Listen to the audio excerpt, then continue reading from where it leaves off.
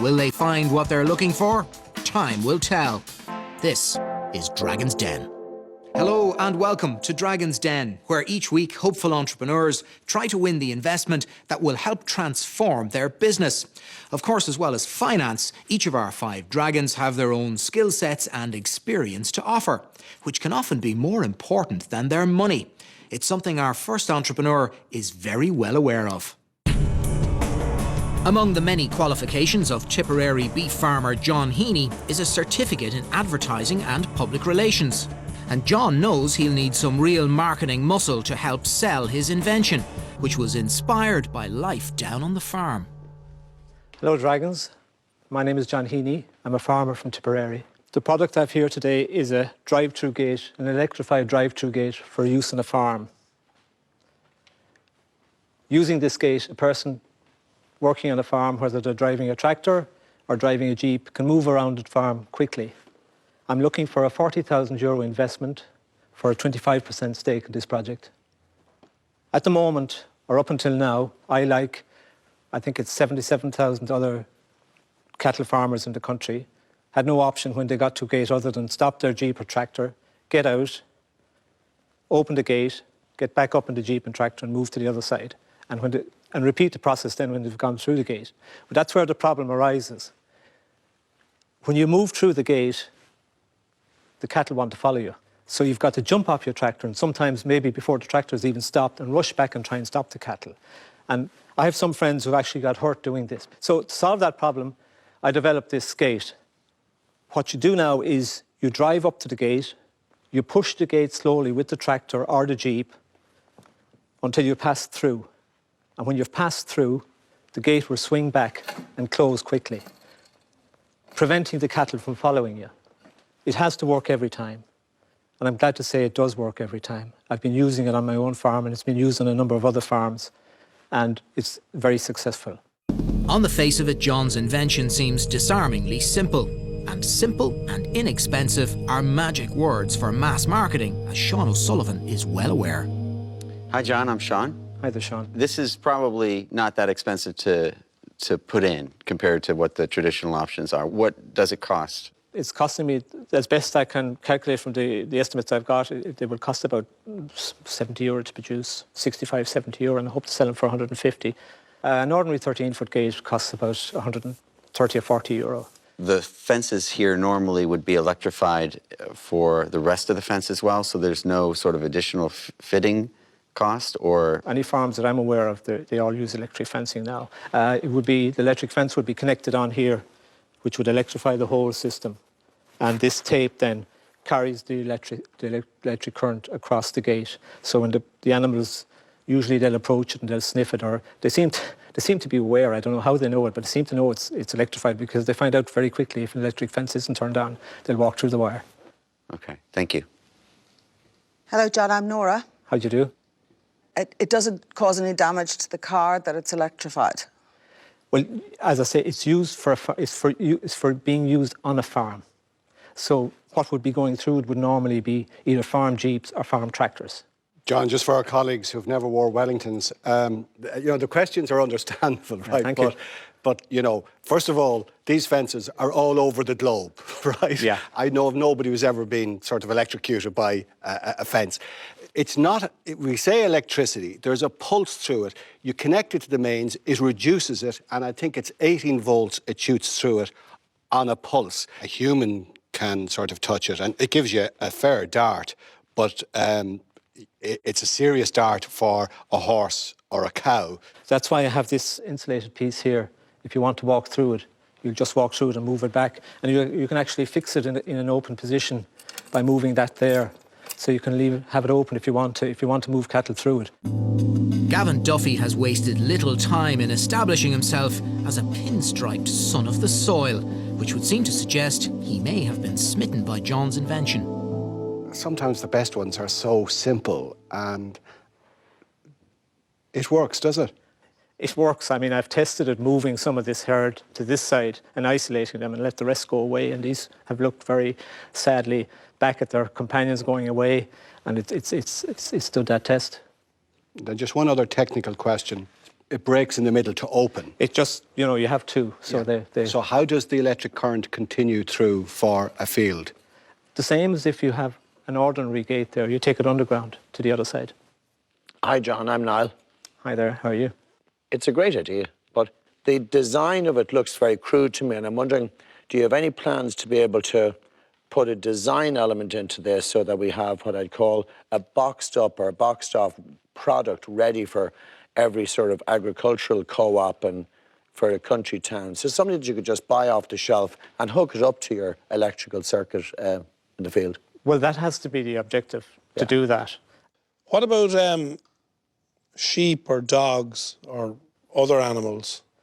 Well, sheep, as you're probably aware, are very difficult to fence for. Smaller animals, obviously, there is the facility to run a second bar and hang it from here, but I haven't done that yet, but I would see that as a way out. But again, trying to keep the cost of it to a minimum and trying to aim at the main market, I've kept it as simple as I can. John's understanding of marketing is evident, and he seems to be impressing the Dragons. Time for another one of them to establish their rural credentials. How often do they fail, electric fences? Because I was on a farm recently and the electric fence was not working. And I thought, with your product, there's probably a little bit more danger of them getting out if you had a failure of the electric fencing system. Power cut, maybe. Yes. Yeah. I've lots of electric fence up on my farm, and I've never had a problem with the power cut. And that's with a couple of hundred cattle on the farm. No, but it's different with a regular electric fence because physically they can't get through. With this electric fence, they can get through. I have found out that, actually, the one between my house and the field, I found out after a number of weeks that I hadn't electrified one side of it. John, And they never challenged it. Okay, that's helpful. Yeah. John, that's enough for me to know that I don't want to be responsible for that risk of the electric circuit being off or breaking down and the gate that I happen to be a part of is sort of exposed and suddenly somebody loses their herd. So I'm going to stay away from this one. I'm out. Thank you. So Niall backs away from the electrified fence. But will his fears now cause a stampede in the den? Sean O'Sullivan still has some questions. Did you have any reasons for this coloring in this design, these patterns? Have you studied animal psychology at all and applied it here? I'm afraid not. Okay. It's just, it seemed the most appropriate way to do it. I wanted something with some bulk. I think there's a little bit of research that could be done about animal psychology on this. I actually don't know the colors. I don't think colors actually make a difference to a cow, actually. So to say. But I do think that the patterns do make a big difference. Do they make a difference to a bull? I don't know to a bull. Yes, actually, they do. It's the same. It's the contrast. John, there's a lot of bull being talked here. I'm going to make you an offer. I'm going to offer you half the money. So I'll offer you €20,000 for 20% of this business. And hopefully, somebody to my right might decide that it's a good idea. Sean, I would offer you half of the money as well. I would want it to be a little bit more favorable for you than that, but just a bit more favorable. How about we own 30% between us? Yeah, okay. If you think that's better, I'll run with that. I think this guy is going to do well. Yeah. But you're going to need a lot of help. I have access to sort of manufacturing expertise in Asia and whatnot. And I know a lot of farmers, John. I worked on a dairy farm growing up, so.